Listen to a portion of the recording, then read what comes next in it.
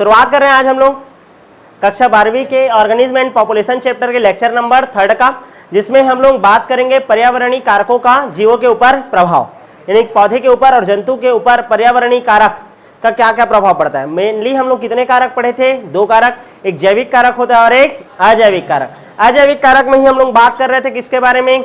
वर्षण के बारे में और ताप के बारे में। कल के क्लास में उसी को कंप्लीट किए थे। वर्षण का आप लोगों को बताया था कि किस प्रकार से डेजर्ट बनता है, किस प्रकार से ग्रासलैंड बनता है, किस प्रकार से ट्रॉपिकल फॉरेस्ट बनता है, किस प्रकार से टेम्परेट बनता है, देखे थे ग्राफ के द्वारा।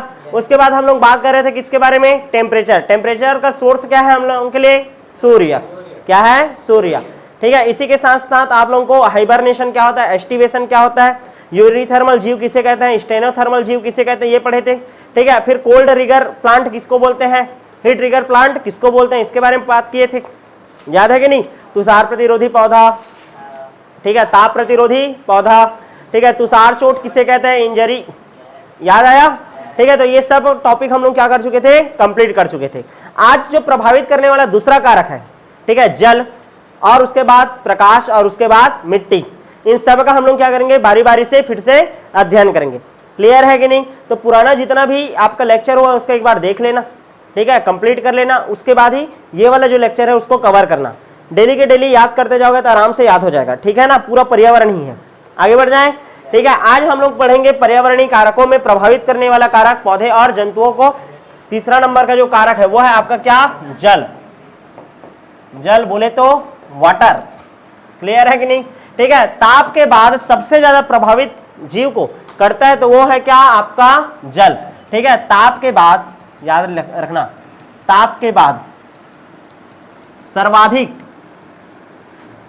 प्रभावकारी कारक, प्रभावित करने वाला कारक, प्रभावित करने वाला कारक क्या होता है? आपका जल। प्रभावित करने वाला कारक क्या होता है? आपका जल होता है। यहां तक क्लियर है? अच्छा, जहां जल रहेगा वहां ही जीव रहेंगे। ठीक है। इसी कारण जो मरुस्थल होता है, मरुस्थल में क्या होता है? जल की मात्रा में क्या होती है? कमी। जल की मात्रा में क्या होती है? कमी। जल की मात्रा में यदि कमी है तो वहां जीव रहेगा क्या? नहीं, वहां जीव नहीं रहता है। इस कारण ज्यादा। याद है? क्लियर है? और ध्यान से समझना, ध्यान दो। ठीक, कोई भी पादप है वो कहां ज्यादा पाया जाएगा? जहां जल की मात्रा हो। जहां जल की मात्रा हो वहां क्या पाया जाएगा? ज्यादा से ज्यादा मात्रा में पादप। मतलब जंतुओं का पाया जाना और पादप का पाया जाना किसके ऊपर निर्भर करता है? आपके जल के ऊपर। किसके ऊपर? जल के ऊपर। यहां तक क्लियर है? लेकिन हर हमेशा याद रखना कि जल का क्वांटिटी आईएमपी नहीं रहता, जल की मात्रा आईएमपी नहीं है, जल की क्वालिटी आईएमपी रहती है। हमारा जो पूरा पृथ्वी है उसमें 98% जल है, ओनली 2% क्या है? आपका ये जो भूमि वाला एरिया है, तो वो 98% हमारे उपयोग का है क्या? नहीं, क्योंकि वो पीने योग्य है क्या? नहीं। मतलब क्वालिटी ऑफ वाटर ज्यादा मैटर करता है क्वांटिटी ऑफ वाटर से। क्लियर है कि नहीं? तो हमको याद रखना है, ध्यान से समझना कि क्वालिटी ज्यादा महत्वपूर्ण है।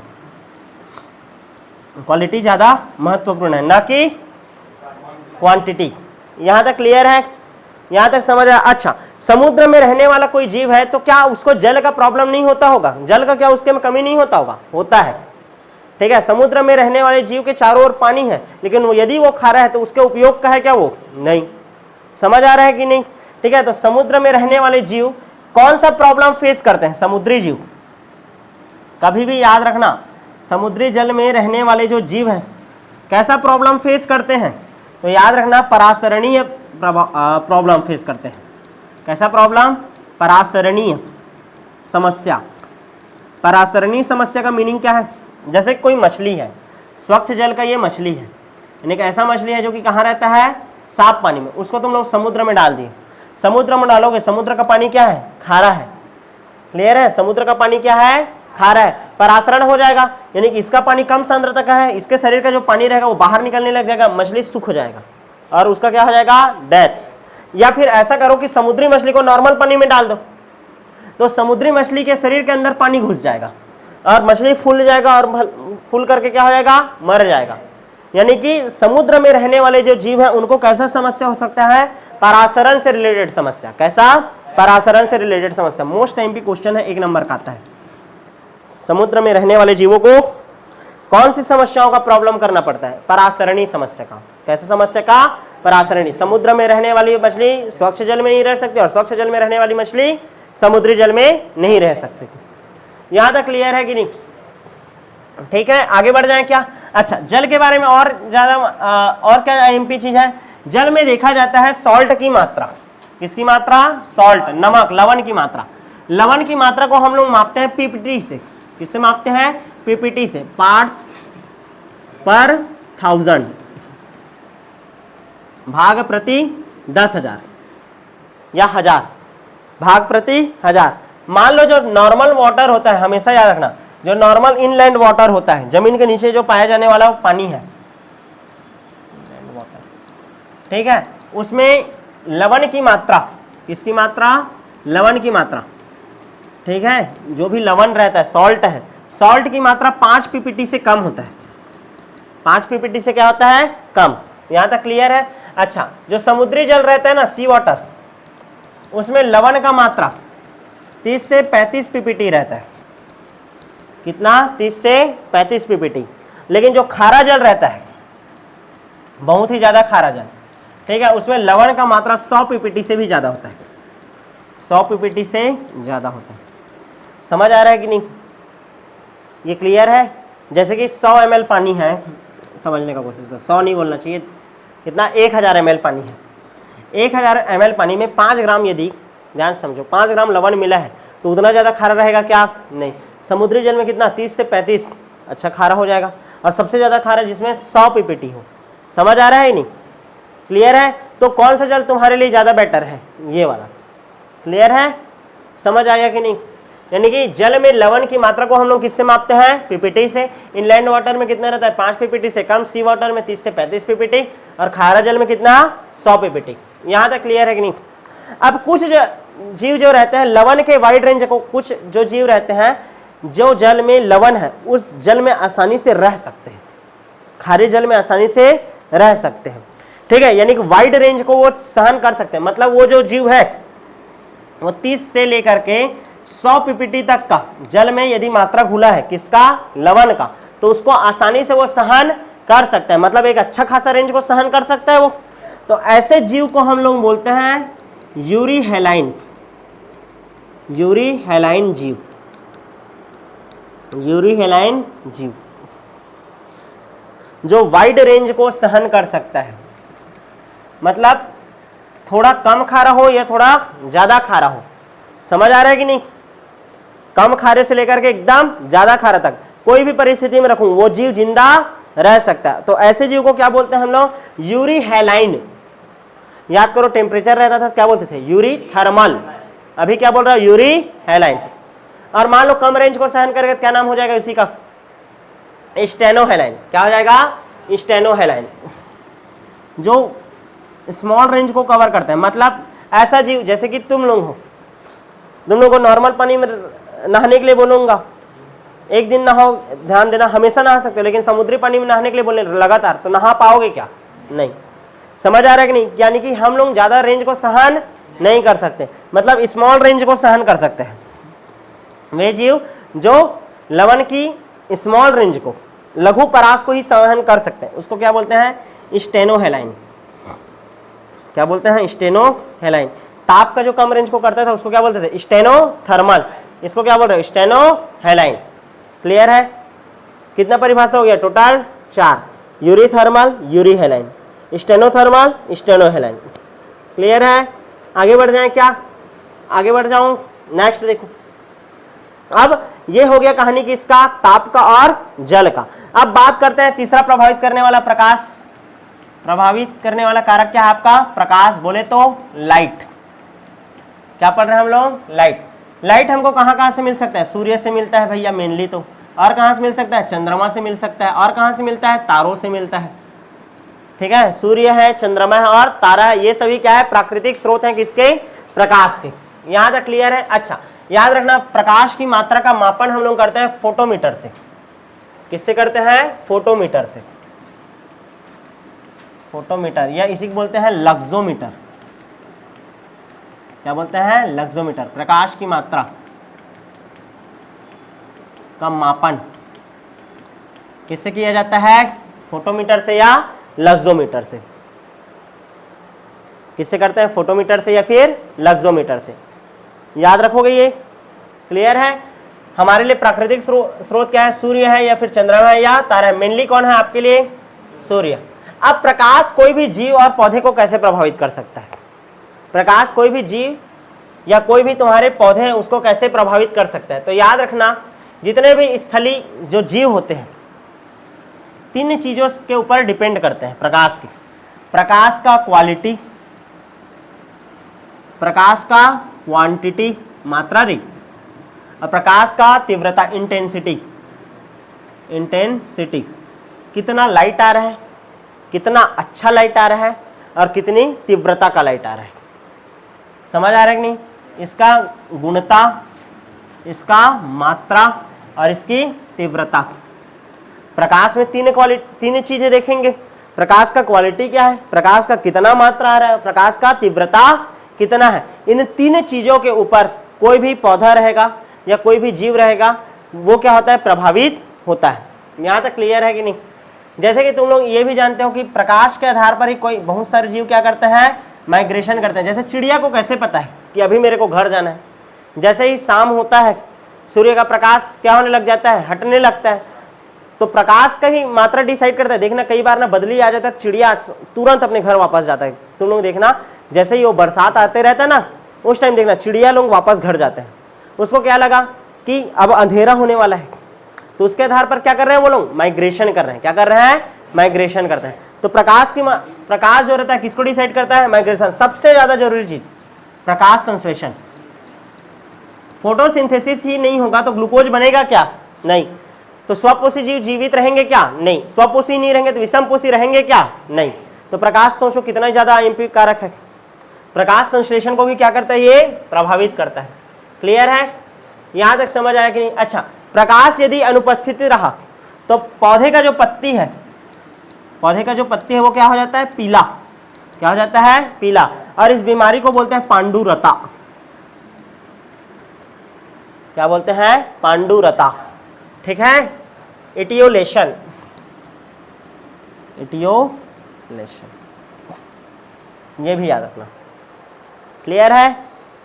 कुछ पौधे जो रहते हैं उनको प्रकाश का जरूरत नहीं पड़ता, छाया का जरूरत रहता है। उसको बोलते हैं छाया अनुरागी पौधा। मनी प्लांट है, उसको लाइट का जरूरत पड़ता है क्या? नहीं। तो कुछ जो प्लांट रहते हैं जो एकदम कम, ध्यान से समझना, एकदम कम तीव्रता में ही क्या करते हैं? प्रकाश की कम मात्रा में क्या होते हैं? उग जाते हैं। उसको क्या बोलते हैं? छाया अनुरागी पौधे। क्या बोलते हैं? छाया अनुरागी पौधे। और जो कुछ पौधे होते हैं उनको बहुत ही ज्यादा मात्रा में क्या चाहिए रहता है? तीव्र मात्रा में प्रकाश चाहिए रहता है। तीव्र मात्रा में क्या चाहिए रहता है? प्रकाश। ठीक है ना? उदाहरण के लिए क्या, ये तो मनी प्लांट हो गया, और ये उदाहरण दे सकता हूं मैं सूरजमुखी। सूर्यमुखी को ज्यादा टेम्परेचर का जरूरत पड़ता है भाई, गर्मी के दिनों में ही इसका खेती होगा। क्लियर है कि नहीं? ठीक है, तो इसको बोलते हैं फोटोफियस प्लांट। क्या बोलते हैं? फोटोफियस। इसको बोलते हैं स्कियोफियट, स्कियोफाइट। ठीक है, तो जिसको कम चाहिए टेम्परेचर उसको छाया अनुरागी पौधे, जिसको ज्यादा मात्रा में टेम्परेचर बोल रहा हूं, जिसको ज्यादा मात्रा में लाइट चाहिए उसको क्या बोलूंगा मैं? फोटोफियस। क्या बोलूंगा? फोटोफियस। यहां तक क्लियर है कि नहीं? यहां तक समझ आ गया? आगे बढ़े क्या? प्रकाश के बारे में क्या जाने? प्रकाश को कहाँ से मापते हैं? फोटोमीटर या लक्सोमीटर से। क्वालिटी, क्वांटिटी और इंटेंसिटी तीनों मैटर करता है। माइग्रेशन करते हैं प्रकाश के आधार पर ही। प्रकाश के कारण ही पेड़ पौधे क्या कर रहे हैं? फोटोसिंथेसिस कर रहे हैं। प्रकाश की यदि अनुपस्थिति हो जाए तो पत्ती क्या पड़ जाता है? पीला। उसको क्या बोलते हैं? पांडुरता। यदि कोई पौधे को उगने के लिए कम मात्रा में उसका जरूरत है तो उसको क्या बोलूंगा मैं? छाया अनुरागी पौधा, स्कियोफाइट। और जिसको ज्यादा मात्रा में प्रकाश की जरूरत पड़ता है उसको क्या बोलते हैं? फोटोफियस। क्या बोलते हैं? फोटोफियस। छोटा छोटा पॉइंट है, एमपी है। यहां तक क्लियर है? अच्छा, आगे बढ़े क्या? कुछ जो जंतु रहते हैं दिन के एक विशिष्ट अवधि में ही सक्रिय होते हैं, दिन में ही सक्रिय रहेंगे, और वो भी एकदम विशेष टाइम में ही सक्रिय रहते हैं। तो ऐसे जंतु को हम लोग क्या बोलते हैं? डाईयूरेनल। क्या बोलते हैं? डाईयूरेनल। डाईयूरेनल। दिन के समय में दिन में भी ना विशिष्ट समय में ये क्या रहते हैं, सक्रिय होते हैं। जैसे कुछ तितलियां होती है, एक निश्चित समय रहेगा, उसी टाइम में वो क्या होगा, परागण करने के लिए जाएगा, मकरंद को ढूंढने के लिए जाएगा। तो ऐसे जीवों को हम लोग क्या बोलते हैं, डाईयूरेनल जीव। क्या बोलते हैं, डाईयूरेनल जीव। कुछ जीव जो रहते हैं रात्रि में सक्रिय रहते हैं। कब सक्रिय रहते हैं, रात्रि में। जैसे कि चमगादड़ है, ठीक है, रात में ही निकलता है, वो अधिकतर ये अंधेरे जगह में ही रहता है, तो उसको बोलते हैं निशाचर। क्या बोलते हैं, निशाचर, नॉक्टूरनल। क्या बोलते हैं, नॉक्टूरनल। यहां तक क्लियर है। जो केवल सुबह सक्रिय होते हैं, जैसे कि मैं हूं, मैं केवल सुबह सक्रिय रहता हूं ठीक है। कुछ जीव जो केवल सुबह सक्रिय रहते हैं उसको बोलते हैं ऑरोरल। एक बार देख लेना स्पेलिंग बुक में, ठीक है ना। क्या बोलते हैं, ऑरोरल। यहां तक क्लियर है। जो केवल गोधूली बेला में सक्रिय होंगे, गोधूली बेला मतलब समझ गए, ठीक है, गरबा वापस आते चर के, जितना टाइम में शादी होते बोलते हैं ना गोधूली बेला, जब गाय वापस आता है तो धूल उड़ता है, तो उस टाइम को बोलते हैं क्या, गोधूली बेला, शादी होते, ठीक है। वैष्णवी ज़्यादा एकदम पता है ठीक है। सूर्यास्त का समय, गोधूली बेला में जो जीव ज़्यादा सक्रिय रहेगा उसको बोलते हैं वेस्पेरल। क्या बोलते हैं, वेस्पेरल। क्या बोलते हैं उसको, वेस्पेरल। यहां तक क्लियर है कि नहीं, ठीक है। तो ये वाला ना एमपी है ना, एक दो बार आ चुका है पेपर में। जो रात में ज्यादा सक्रिय होता है उसको क्या बोलते हैं, नॉक्टूरनल। जो सुबह ज्यादा सक्रिय रहता है उसको ऑरोरल। जो शाम के टाइम में सूर्यास्त के समय में ज्यादा सक्रिय रहता है उसको वेस्पेरल। जो दिन के टाइम में एकदम विशिष्ट समय में सक्रिय रहता है उसको डाईयूरेनल। क्या बोलते हैं, डाईयूरेनल। यहां तक क्लियर है कि नहीं। अच्छा, मान लो बाई चांस तुमको एक क्वेश्चन आ गया कि जो समुद्र है, ठीक है, समुद्र है ये हमारा, ठीक है, इस समुद्र में क्या होता है, ध्यान से समझना। यहाँ नीचे में भी तो जीव रहता है, यहाँ ऊपर में जीव रहता है, तो प्रकाश यहाँ पास आ गया, ऊपर में रहने वाले जीवों को लाइट मिल रहा है, उसको प्रभावित कर रहा है। नीचे में रहने वाले जीवों को प्रकाश कहाँ से मिलता होगा, ठीक है। तो याद रखना, समुद्री नीचे समुद्र में रहने वाले जीवों के लिए ऊर्जा का स्रोत होता है केमिकल रिएक्शन। क्या होता है, केमिकल रिएक्शन। नीचे में बहुत सारा केमिकल रिएक्शन चलते रहता है, उससे एनर्जी मिलता है। भूलना नहीं, क्वेश्चन आता है, ठीक है। समुद्र के निचले स्तर में रहने वाले जीवों को, ठीक है, प्रकाश का स्रोत, प्रकाश ऊर्जा का स्रोत क्या होता है, केमिकल रिएक्शन। क्लियर है, हो गया क्या। तो हम लोग कौन कौन से कारक पढ़ लिए, ताप, जल, प्रकाश, ठीक है, ताप, जल और प्रकाश, और वर्षण करके 4, ठीक है। लास्ट हमारा जो कारक है जो पर्यावरण को अच्छा खासा प्रभावित करता है वो है आपका कारक कौन सा, मिट्टी। क्या है, मिट्टी। चलो शुरू करें क्या, ठीक है। लास्ट है आपका कौन सा कारक, मिट्टी। अच्छा, मिट्टी को पढ़ाने से पहले आप लोगों को एक टॉपिक समझा देते हैं, एल्बिडो वैल्यू क्या होता है। एल्बिडो वैल्यू क्या होता है, ठीक है। ये मान लो हमारा पृथ्वी है, ठीक है, और ये है क्या आपका सूर्य, ठीक है। तो ध्यान से समझना, सूर्य से आने वाली जो विकिरण रहता है वो पृथ्वी से टकरा करके क्या होता है, वापस जाता है, और इसी को ही हम लोग बोलते हैं एल्बिडो प्रभाव। क्या बोलते हैं, एल्बिडो प्रभाव। और ग्रीन हाउस बनाते हो तो यहाँ इसी सूर्य के किरण को रोक देते हो, समझ आ रहा है। तो ध्यान से समझने का कोशिश करना कि सूर्य, ध्यान से समझना, ठीक है, सूर्य से आने वाली विकिरणें पृथ्वी की सतह पर टकराती है और यहाँ से वापस क्या हो जाती है, परावर्तित हो जाती है, और इसी को ही हम लोग बोलते हैं एल्बिडो प्रभाव। क्या बोलते हैं, एल्बिडो प्रभाव। सबसे ज्यादा परावर्तित कौन करता है, बर्फ। बर्फ में एल्बिडो प्रभाव दिखाई देता है 80%। कितना परसेंट, 80%। उसके बाद कौन प्रभावित करता है, रेत 20 से 30%, और वन में सबसे कम एल्बिडो प्रभाव रहता है, कितना, 5 से 10%। इस कारण तुम लोग देखना ग्लेशियर में जितने भी हमारे सिपाही लोग तैनात रहते हैं ना, ब्लैक कलर का चश्मा लगा करके रहते हैं, क्योंकि वहाँ लाइट आएगा तो वो सीधा टकरा करके वापस जाएगा, उनको आंखों में टकराएगा तो मोतियाबिंद होने का चांसेस ज़्यादा है। या आप लोग कभी भी हिली एरिया में जाते हैं, बर्फीले एरिया में जाते हैं तो क्या लगाते हैं, चश्मा। वो फैशन के लिए नहीं लगाया जाता, समझ आ रहा है, क्योंकि सूर्य का डायरेक्ट किरण कहाँ चला जाएगा, आपके आंखों में। वैसे ही रेतीले एरिया में भी लगाया जाता है, क्योंकि जैसे ही टकराता है वो सूर्य का किरण क्या होगा, वापस जाएगा। क्लियर है कि नहीं। तो सबसे ज़्यादा कहाँ रहता है, बर्फ में। भूलोगे क्या इसको, नहीं। आगे बढ़ जाए, ठीक है। सूर्य से आने वाली विकिरणें पृथ्वी की सतह से टकरा करके वापस जाती है, इसी को क्या बोलते हैं, एल्बिडो प्रभाव। सबसे ज़्यादा एल्बिडो वैल्यू रहता है बर्फ के लिए, उसके बाद रेत में, उसके बाद वन में। इस कारण वन सबसे ज़्यादा आसानी से अवशोषित कर लेता है सूर्य के प्रकाश को। यहाँ तक क्लियर है कि नहीं? नेक्स्ट बात करते हैं मिट्टी। मिट्टी मिट्टी को हम लोग, मिट्टी जो रहते हैं इसको बोलते हैं इडैफिक फैक्टर। क्या बोलते हैं? इडैफिक फैक्टर। और मिट्टी का अध्ययन जो रहता है, मिट्टी का जो अध्ययन रहता है उसको बोलते हैं पेडोलॉजी। क्या बोलते हैं? पेडोलॉजी। क्या बोला जाता है? पेडोलॉजी। हर एक स्थान का मिट्टी, उसका वातावरण क्या होता है? अलग अलग होता है। हर एक स्थान का मिट्टी, उसका वातावरण क्या होता है? अलग अलग होता है। और वो डिपेंड करता है कि वो किस प्रोसेस से बना है, वो किस प्रोसेस से बना है। मिट्टी जो रहता है चट्टानों के टूटने से भी बन सकता है, नदियों के द्वारा बहा करके भी लाया जा सकता है। समझ आ रहा है कि नहीं? मिट्टी का निर्माण मेनली कितने तरीके से होता है? दो तरीके से, ठीक है ना। मिट्टी का जो निर्माण होता है ना, मिट्टी के निर्माण प्रक्रिया को बोलते हैं पेडोजेनेसिस।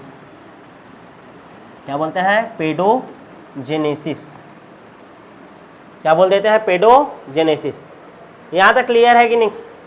ठीक है। अब ध्यान से देखो, कोई मिट्टी मान लो बहा करके लाया गया है, ठीक है, नदी था, नदी बहते हुआ है और मिट्टी को क्या किया? बहा करके लाया गया। तो ध्यान से समझना, बहा करके यदि वो पेडोजेनेसिस के दौरान मिट्टी को बहा करके लाया गया तो उस मिट्टी को हम लोग बोलते हैं ट्रांसपोर्ट सॉइल।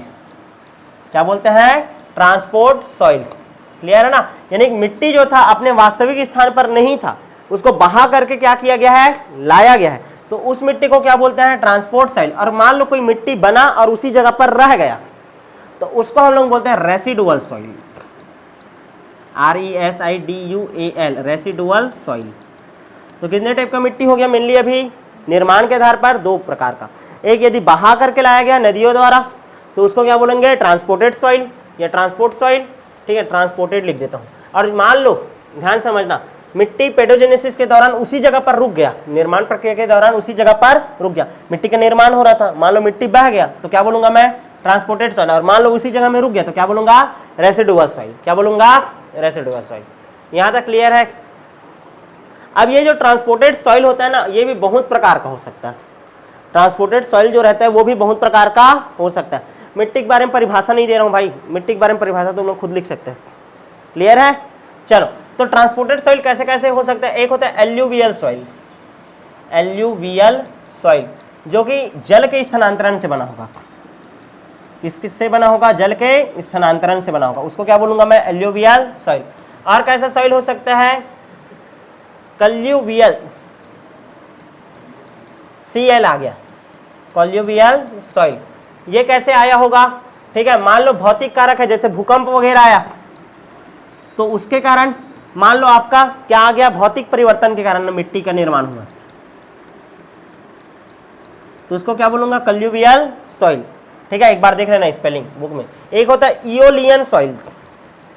इओलियन सॉइल मतलब जो मिट्टी है वो उड़कर आया है, वायु द्वारा आया है, पानी के द्वारा नहीं लाया गया है, ना भूकंप के द्वारा। किसके द्वारा आया है? वायु के द्वारा। तुम लोगों को ऐसा लग रहा होगा परागण चल रहा है क्या करके, ना लगता है ना? ठीक है, तो मिट्टी मान लो वायु के द्वारा आया है, उड़ करके ट्रांसपोर्टेड हुआ है ना, तो इसको क्या बोलूंगा? इओलियन सॉइल। क्या बोलेंगे? इओलियन सॉइल। मान लो ग्लेशियर से आया होगा, तो ग्लेशियर जानते हो ना, बर्फ पिघलता है, ठीक है ना, पहाड़ों से रिक, तो उसके द्वारा मिट्टी लाया हो गया होगा, तो उसको क्या बोलूंगा मैं? Glacial soil. क्या बोलेंगे? Glacial soil. तो ट्रांसपोर्टेड सॉइल अलग अलग प्रकार का हो सकता है। एल्यूवियल जल से स्थानांतरित होकर के आया होगा। नॉर्मली क्या होता है, जैसे महानदी है, महानदी के किनारे में कौन बसा है? महासमुंद। तो महासमुंद का भूमि बहुत ज़्यादा उपजाऊ है और इसको बहा करके लाया, तो महासमुंद का धरती का जो, ध्यान समझना, जो मिट्टी है वो कौन सा सॉइल है? एल्यूवियल है। क्या है? एल्यूवियल है। क्लियर है? और जम्मू कश्मीर का कौन सा वाला होगा? ग्लेशियल सॉइल होगा। क्या होगा? ग्लेशियल सॉइल, बर्फ के कारण बना होगा। समझ आ रहा है कि नहीं? तो इस तरीके से याद रख सकते हो। यहाँ तक क्लियर है?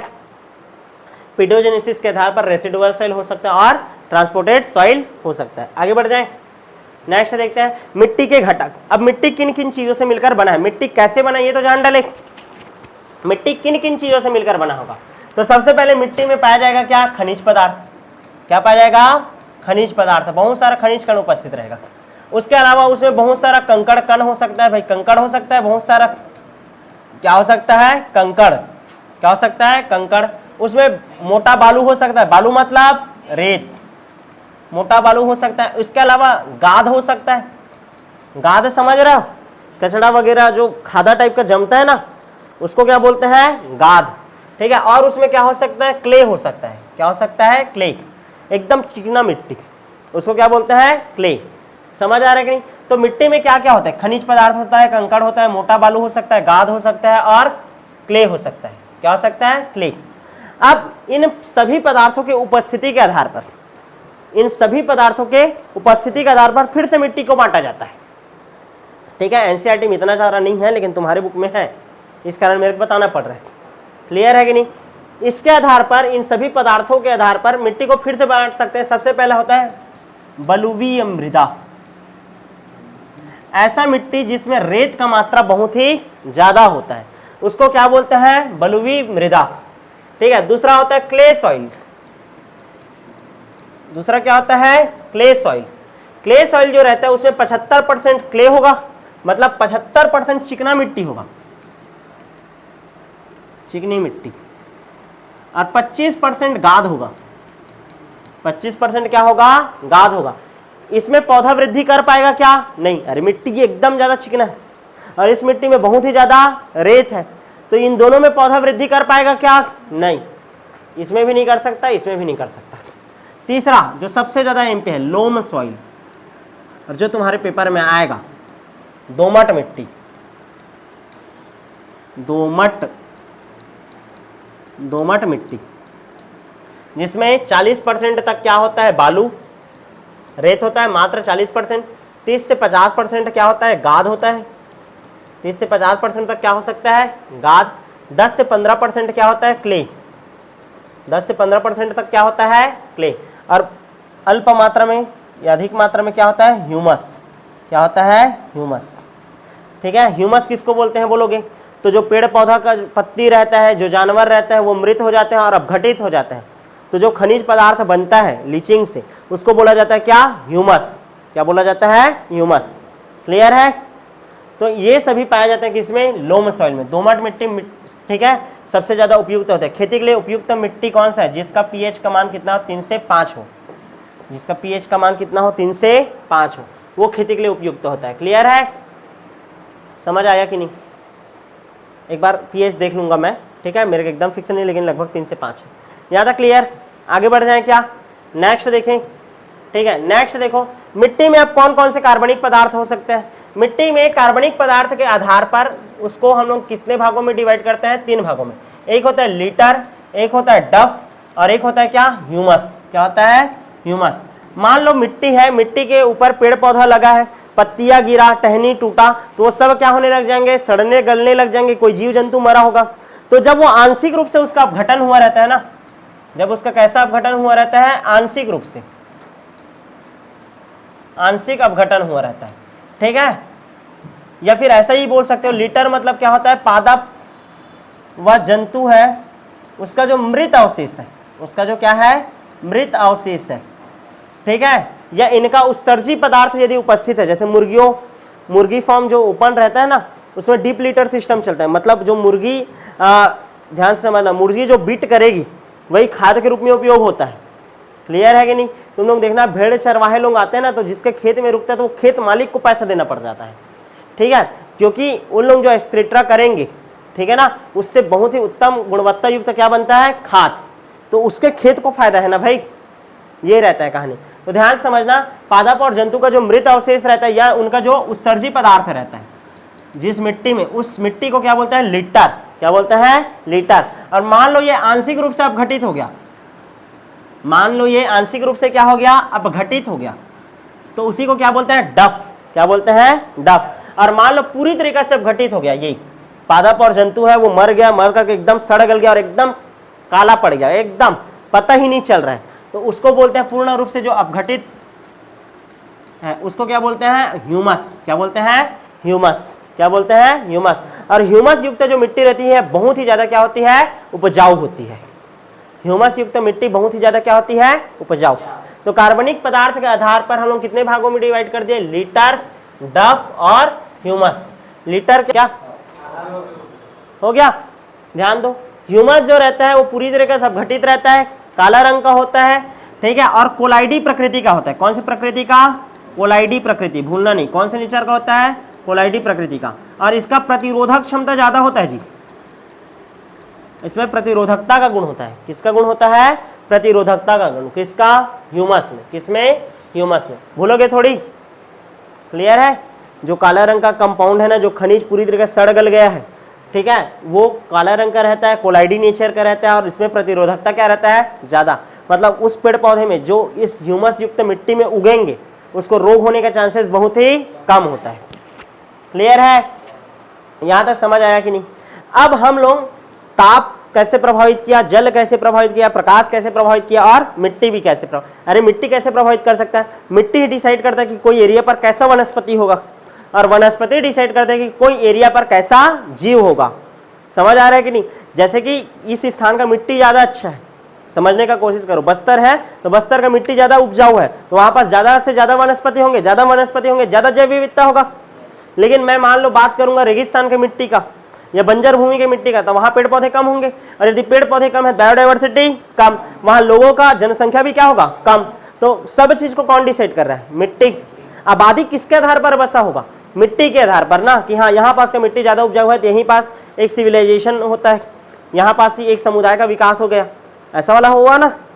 जितना भी सभ्यता था, सिंधु घाटी की सभ्यता, सिंधु नदी के किनारे, ठीक है, समझ आ रहा है कि नहीं? तो नदी जो रहता है वो डिसाइड करता है किसको? मिट्टी को। मिट्टी डिसाइड करता है वहां पास के वनस्पति को, और वनस्पति डिसाइड करता है वहां पास कौन से जंतु रहेंगे कि नहीं। यहां तक क्लियर है? अब हम लोग देखेंगे लास्ट हमारा जो टॉपिक है, ठीक है, वो टॉपिक है हमारा सॉइल प्रोफाइल। चलो इसको कल कंप्लीट करते हैं, ठीक है ना? मिलेंगे आप नेक्स्ट क्लास में।